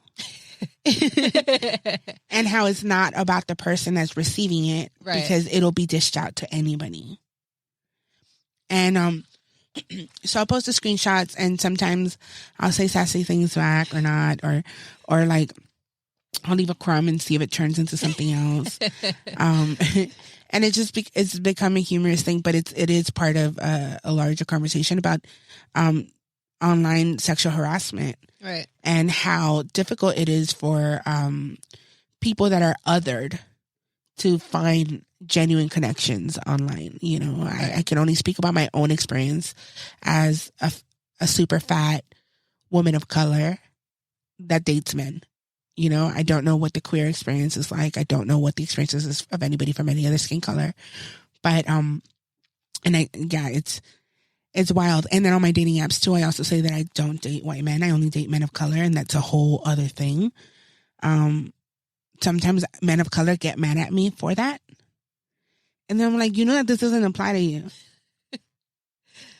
But why are you mad? And it's like, it's a lot of, I feel like one day I'll write all my thoughts about this down or whatever, but it's still an ongoing project. And, I've been in full relationships and still had those apps up. Yeah. Just for the screenshots. And my partners get it. Because I'm like, look, do you really think I'm going to date anybody of these people? It's so wild. I was showing my boyfriend your screenshots, and he was just like, what? Like, why? Like, why are they saying this shit? It's wild. And if I were to tell you the wildest, they're all so wild. I can't think of the wildest thing. But the one that I remember the most is this one guy where he's just like, I want to put my dick inside, or something like that, but in Spanish. Yeah. And then I answer him, I'm like, I'm a woman of God. And then he's just like, oh, sorry. So there's like a self-aware, like it's almost like this anonymity, or like the internet allows you to, I mean, I've experienced it as a catfish. It allows you to live out things that without consequences, right? But the minute that there's like a hint of a consequence, like the switch up is really real. Yeah. You know, like this other guy that's recently been messaging me, and like the first message was like very specific things that he wanted to do to me, like put my legs up and do this or whatever. Also, it's proven me that a lot of men do not know anatomy. Not even like women's anatomy, but just just don't know how bodies work. Right. When they're like, I'm like, I physically can't. Nobody physically can do that. Like, what are you talking about? Anyway, he said all these things, and then he started sending me voice notes. And in one of the voice notes, I go, but then he got nice, and he was like, we should go to dinner. And I'm like, why didn't you open up with that? Yeah. And then he's like, you're right, I should have opened up, but do you want to go? I'm like, no, not after you, like, were telling me that you freaking want to, I don't know. It's wild, but yeah, it's a lot. And I also used to do, I'll leave it with this, during lockdown. Another thing that I was doing that was kind of that. Yeah. Was I was calling this dating hotline. It's like hot and sexy singles waiting for you, right? And I would call while I was on IG Live. But I stopped doing it because it might have been like not, I think that it wasn't, because the other people didn't know they were being recorded. I'm like, this feels illegal. Maybe I should stop doing this. But I used to call, and like I would make up personalities, and stuff, and like to these men, and sometimes we didn't even need to make up a personality because they were just like, it's wild. Like, it's just, men are so wild, and I'm like, sometimes I'm like, oh, I male bash so much. I'm like, no, but they're wild. They are. Like, Somebody needs to hold them accountable. I could be obviously lying to you, but you're so horny and so like caught up in your head that you will listen, you will believe any. Right. I would tell them that I had a character come in like, hi, I'm Kimberly, and I just got off work, and I'm just looking for somebody to have some fun with, and I live in Pacific Palisades, and oh my goodness, work is so much fun, and what do I do for work? Well, I'm a Disney princess. You're talking to Ariel, but don't tell anybody, okay? Because I could get fired. And they would be like, oh my God, my princess, I'm gonna come on your tits, and and like, I'm like, okay. Or like, I had a Ashley who had wanted to gnome role play, and like, no questions asked, not to kink shame, but like, I would try to come up with like the most wild scenarios, and they'd be like, I'm down. That's so crazy. So yeah, so moral of the story is men are wild. They are. And I'm sure there's wild non-men out there, but I haven't done years of research on them. Also, I wanted to ask, do you still do open mics? Like, yeah, I mean, I still go to the Poetry Lounge, and I'm one of the hosts there. I host, I'm going to be hosting next Tuesday for Women and Femmes Night. Yeah. I host a Women and Femmes Night, which is, So the Poetry Lounge has been around for 25 years. Well, we're going into 26 years. And staple in spoken word and poetry, in the poetry community in general. Legends have come out of there. Really, really fortunate to be in that community. And so every Tuesday night is the open mic. And then every time there's 5 Tuesdays in a month, we have a Women in Femmes night. But this one, we threw in this one because it's Women's History Month and we wanted to have it. Yeah. On Women's History Month. And for me, it's really important to have nights where women in femmes are highlighted because, oh my God, this is a Jamel bashing episode. But go to an open mic. And if somebody goes over time, count the times that people go over time and how many of those times have been men. Right. It's all the time. For anything, actually. Yes. Men are taught that space is theirs. Yes. For them to take whenever they want, whatever they need. And so I used to be part of a collective to Win a Fire, and it was me and Angela Aguirre, and we would host open mics once a month throughout, like, in different parts of LA. And in 2018, I took a step back from that, and then the pandemic happened and all that. But when I took a step back from Two on a Fire, we made sure to, like, make it a part of the Poetry Lounge's programming so that there's still a space for women and femmes to be highlighted on the microphone. Yeah. And me and Jasmine Williams, who is the director of the Poetry Lounge, hosted, and it's fun. And we always either open or end with a twerking contest. That sounds fun. So yeah, and I've been wanting to host more poetry open mic spaces in LA because I think that I was recently on tour in El Salvador, and my events in El Salvador would be I would perform for half an hour, and then we would invite people to write poems and come forward and share. And I feel there's so much magic in hearing stranger stories. Yeah. Like, I was actually going to ask if you've ever been, because that's where your parents are from? That's where my parents are from. I grew up going back every time I was, like, off on vacation from school. Okay. And then I hadn't gone back as a poet, like in such a formal capacity. And I went back as part of a program called Moving Stories, and I traveled throughout El Salvador performing, and it was really beautiful. And it was a really beautiful way to, like, meet my people. I write a lot about El Salvador, but I think from a really romanticized place from what I remember as a young girl. And so now going back and seeing it as an adult and seeing what's what, you know, how much the civil war in my country affected people and still affects them, and current administrations and all that, like, just the difficulties that everybody's going through, right? Gives it a different perspective, but it also lets me appreciate it so much more. Yeah. And I actually forgot to ask you this when we were talking about gentrification. What are your favorite, like, either Mexican, Salvadorian, like, just, or actually any, like, what are your favorite places to go eat in Silver Lake? Okay, I'm gonna burn my spots, but fuck it. You don't have to actually, no, because I already know that's annoying. No, it's fine. One or two. I love giving people business. There's Casita del Campo in Silver Lake. They've been around for a long time, and they're Mexican, and it's a Mexican restaurant, and their drinks in general are strong as hell. My best friend and I, we go there for, like, birthdays, and we literally have brunch, and we will be there till they close because it's just like you just get shit faced. Yeah. Another place that I really, really love that's local. Let me see. There's not in Silver Lake or not in local, but pupuserias. My tia owns a pupuseria in Bell called Comalapa Pupuseria. Yes, Comalapa Pupuseria. And my uncle owns her ex-husband. My uncle's my mom's brother. Him and his wife, when they were married, they started this restaurant. They divorced, but it was amicable. So she helped him set up his own restaurant in Anaheim. Okay. And then he remarried, and so him and his wife have a restaurant each. My aunt has a restaurant, and then my cousin wanted a restaurant himself, so he has one too. So there's Comalapa Pupuseria is all from the same family. My cousin, my aunt, my padrinos. And there's Bell Gardens, Wilmington, and Anaheim. Okay. So I'm gonna go to the Wilmington one. Yeah. So they're like it feels like home cooking for me because I grew up eating my aunt's food. Yeah. And so it's just like it feels really homey, and I'll go to other pupuserias that I enjoy and stuff, but, like, that's my favorite. And let me see what else. Café Tropical, I said already. They're opening again, so I'm super excited. And you know what place I really, really love? Oh, freak, I'm forgetting right now. It's in Koreatown. They have soup. They used to be open 24 hours. But now it's Soup. It's the Line Hotel.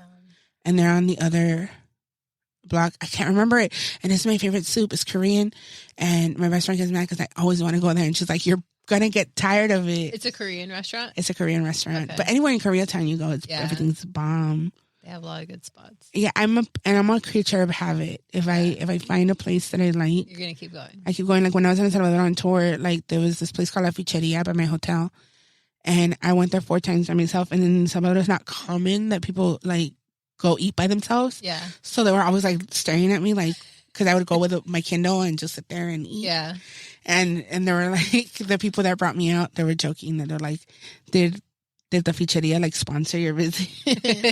And I was like, they should provide me free food at all their locations. But yeah, I'm a creature of habit. I like going places and people like knowing like my order and stuff like that. Yeah, I like that too. My manager says that I'm a monster. I'm a ham. She's like, not everybody has to know you. I'm like, it's not that. It's just the comfort of like, walking in and like feeling that instant. It's like familiarity. Cheers. Yes, everyone knows your name. And then it's not common in big cities like ours. So when I could build that, I really love it. You know, like I'm here for my regular and then I get mad because then I'll be like, oh, I can't go over there and not have to talk to people forever. I'm like, you got them used to that. You're the one that goes in there like prom princess. Like, hi, everybody. It's me. I'm Belle from Beauty and the Beast. You know, she walks around and she's like, everybody knows. Yeah, that's me.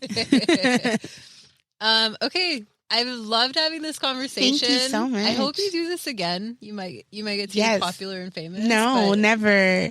I'm gonna keep doing this, so don't forget about me. No, I'm excited to follow your journey and champion you however I can, and I think that I had a good time and we talked, and I did a podcast earlier today and I thought I was going to come in here burnt out and stuff. And no, you got me chatting. Okay, cool. I know when you told me, you're like, I just came back from a podcast. I'm like, okay, good. No, but that wasn't, that was about Love is Blind and how much I hate Sarah Ann. So what's his name? Kenneth? He's still tripping me out. You know what? I feel like I've dated a Kenneth before. So I'm just like, when he's like, come here, you're going to be okay. I'm like, are you fucking kidding me? You know, briefly, I think that he realized the logistics of dating somebody that's not Black, which is like valid and real. Right. But wasn't ready to have the conversation. He's also he's young, 25. Yeah. And I think he ran away from like the conversation. So and I think that was a disservice to her. Yeah. And, you know, she would have understood. She seems like a lovely person. Right. Because I noticed that when I think her name's AD. Yeah. When she was having that conversation with him and it was like real to him that, you know, yeah. She's a white lady. How many times, I mean, like I got back together with somebody and then my friends were like, but what about X, Y, Z? Yeah. And then I'm like, damn, but I already got back with him. So then like, you're like, how do I get out? Like, how do I, and then you're like, no, I have to, like, I'm an adult. I have to have a real conversation, or you pick a fight and then you break up, you know? And like, I feel like Kenneth and Chelsea, I would love to see them get into an argument with each other. Chelsea is Jimmy, the Megan Fox. Yeah. The girl, like, she's a beautiful girl. I just feel like the Megan Fox thing made it seem like everybody's like shitting on her for not being like attractive. I think she looks like Megan Fox. She just looks like a different type of Megan Fox, you know? That's it. And this isn't a diss to her, but I feel like she has a bigger face. Yeah. And so her features are small in her face, but if you just look at her features, she looks like Megan Fox. She could be like Megan Fox's relative. Yeah, I agree. And it looks like it would be real. I agree.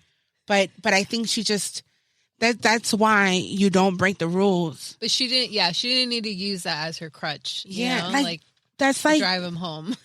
That's like me being like, oh yeah, you know, sometimes I get that I like blah, blah, blah, you know, like don't ever do that. Especially like somebody that's a sexual and like, she's not a sex icon because she's more than just that, but she like, people made her out to be that for when she first came out. Like she's like a bombshell in that sense. Right. So like men objectify Megan Fox so much. Yeah. So if you bring up that name, it's like saying Marilyn Monroe. Right. Yeah. I agree. And instead of being like, I'm me. But I think that was the question, like, what's your celebrity look like or whatever? She actually asked the question. Do you ever get that you look like a celebrity or something? And he should have said he looks like... Somebody said Bobby Hill from King of the Hill. No, you know who he looks like? He looks like this kid from, I think, Hey Arnold. Like, Harold? No, from Reese's. From Reese's. I don't know. I can imagine the kid is like a bald-headed kid with glasses. Okay. White boy, little white thing. I don't know. But he looks like a cartoon. Okay. Yeah, he does. He looks like cartoon. He looks like a thumb. Yeah, I saw someone else say like that. A really friendly thumb. Friendly thumb. Like a really friendly thumb and just walking around and be like, Chelsea. Yeah. And then she's like, do you love me? Are you sure? Do you love me? And I'm like, man. She's like picking fights and shit. He's a thumb. Yeah. Like, he's not all that. Like, she's actually pretty. If she wouldn't have said that she looks like Megan Fox, I think she could have just been herself and still been, like, pretty. And prettier than, like, way out of his league anyway. I think unconsciously she knew she was in competition with Jess. And she knew what Jess looks like. That's true. She knew what Jess looks like. And I like, my thing is, like, comparison is a thief of joy. And I feel like, I think we've all been, I actually think Chelsea is, like, a good character in the show in the sense that, it's important for us to see what we look like, what it looks like when we are seeking for validation outside of ourselves. Right. You know, and you're still worthy of love if you still need all that. But Chelsea. I can't wait for these last episodes. And I want to fight Jeremy and Sarah Ann on a freaking jet ski. Did you see that scene? Have you seen the newest episodes? No, I've been waiting for my boyfriend. Oh, okay, I'm sorry. We're going to see it tonight. I didn't give anything away. Yeah, but once you see the jet skis, you're going to know what I'm talking about and DM me so that I could be like, fuck them. Yeah. Okay. All right. Anyway, let's close out. Yes. Where can we find you? What are you working on? Any projects, events? What's up? Yeah, so I am not, right now I don't have anything yet. I'm working on my 4th book and we'll see when that makes its way to the world. So just send me a lot of good writing vibes. And as far as shows, off of the top of my head, I can't think of anything, but if you follow me on my socials, mostly Instagram, I'm really good at updating on there. So, my Instagram is Yesika Star, YesikaStarr. And you can also find me on Twitter, now X, and anywhere, I don't know, wherever. I'm everywhere. And you're also on Amazon, right? Yes, like you can. Books, you can find my books on Amazon and book. I please, I'd rather you support an independent bookstore, but I get it. Sometimes life is life. But you can find my books, Corazón, Tesoro and Hermosa, anywhere books are sold. The titles are in Spanish, but the books are in English, and it's a trilogy of poems that are in conversations with each other. That's about the journey of love, family, and Los Angeles. So, yeah, thank you so much for having me. I had such a good time. Thank you for doing this. I had a good time, too. Thank you. Okay, we'll close out. That was so much fun. That was so much fun. I didn't realize we were talking for 2 hours. I know.